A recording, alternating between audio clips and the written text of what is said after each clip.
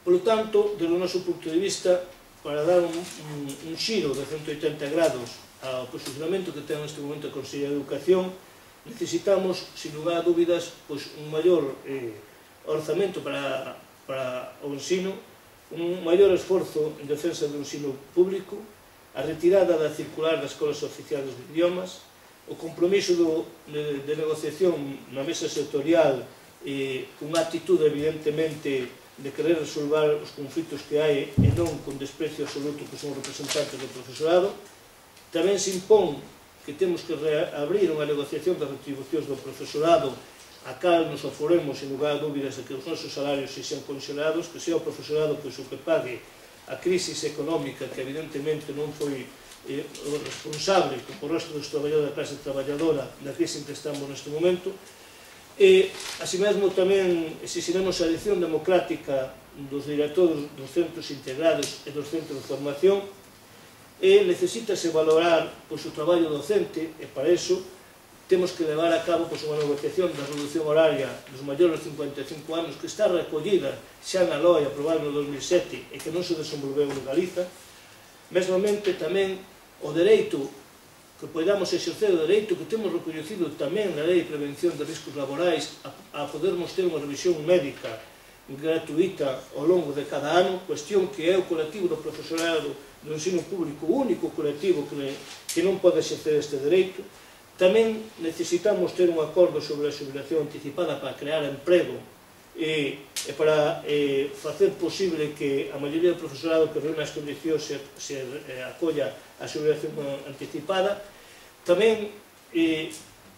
unha das cuestións prioritarias para nós vai ser a negociación dun estatuto galego do profesorado,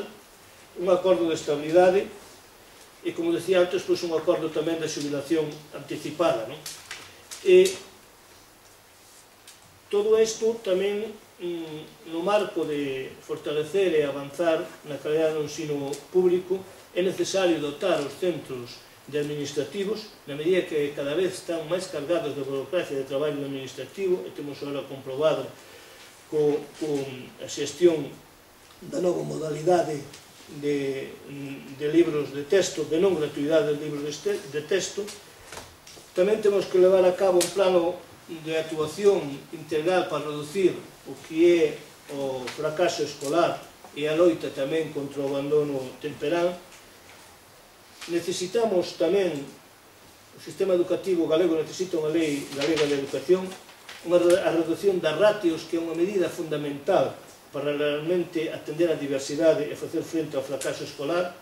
a negociación dos regulamentos orgánicos dos centros que están totalmente obsoletos, que proveñen do ano 1997 anterior á LOE e que, sin lugar a dúbidas, non dá resposta hoxe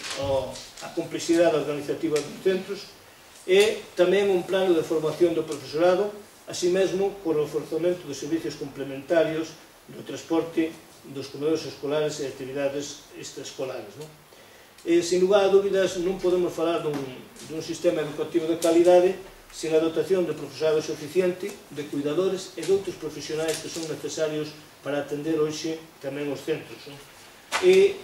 ten que se continuar coa retirada da simboloxía franquista dos centros educativos que iniciaron o anterior goberno, pero que sigue habendo nominacións de centros aínda con nomes que realmente destacaron pola súa represión na época franquista. E ten que haber unha política de recorte dos concertos educativos,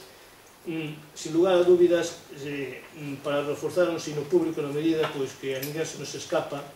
que os recursos son limitados. E tamén se teñen que poñer os recursos necesarios para facer frente ao que pode ser a gripe A no ámbito educativo, que, sin lugar a dúbidas, temos que dicir que non deixa de ser chocante que pasamos de ser un grupo de risco tanto ao alumnado como ao profesorado a non serlo, e agardemos que iso sea baixo criterios de rigor científico e médico e non baixo criterios económicos. Sin embargo, priorizaremos desde o noso punto de vista o noso traballo en defensa do noso idioma, do galego, e dai que baixo ningún concepto aceptaremos e será unha fonte de conflito permanente se a administración, como ten pensada educativa, e mesmo a administración da Xunta de Galicia pois retroceder no cativo marco legal que temos neste momento, na medida que o noso idioma nunca necesitou máis apoios que neste momento e que non podemos aceptar ni siquiera que a nosa lingua, a lingua propia do país, como se recoñece a legislación, estea en inferioridade como continúa a estar a respecto da outra lingua que ten presencia en Galicia. Estes son algunhas das cuestións que nós pensamos que evidentemente van ser conflictivos ao longo do curso, que o están sendo, e que a Consellería non dá mostras de resolvelos ou de poñer medidas propostas encima da mesa que realmente rebaixa esta conflictividade, esta problemática, e vai dando respostas satisfactorias a todos eles. Por lo tanto, en resumidas contas, o curso iníciase realmente conflictivo e problemático, por unha actitude autoritaria, por tamén un posicionamento totalmente despilfarrador e contrario ao galego, reaccionario no modelo educativo e que aposta pola privatización. Realmente, se non hai unha rectificación importante, como decía antes, a CIGA non vai a baixar a súa garda e, tendo en conta que estamos nun servicio público fundamental e esencial, e tendo en conta que tamén que ten que ser ferramenta imprescindible para mudar a nosa sociedade, estaremos na medida posible a nosa altura das circunstancias, o que levará consigo que estaremos a denunciar permanentemente estas actuacións e tamén teremos como pauta a mobilización, sin lugar a dúbidas, empezando na defensa do noso idioma na plataforma da cal formamos parte. Queremos galego na previsión de levar a cabo unha gran mobilización tamén no mês de outubro, a non ser que a administración galega realmente mude do posicionamento que ten a respecto do noso idioma e así mesmo tamén temos convocado, como decía antes, as outras organizacións sindicais para o 9 e o 10 unha folga nas escolas oficiales de idiomas e agardemos eso, que realmente haxa un cambio de rumo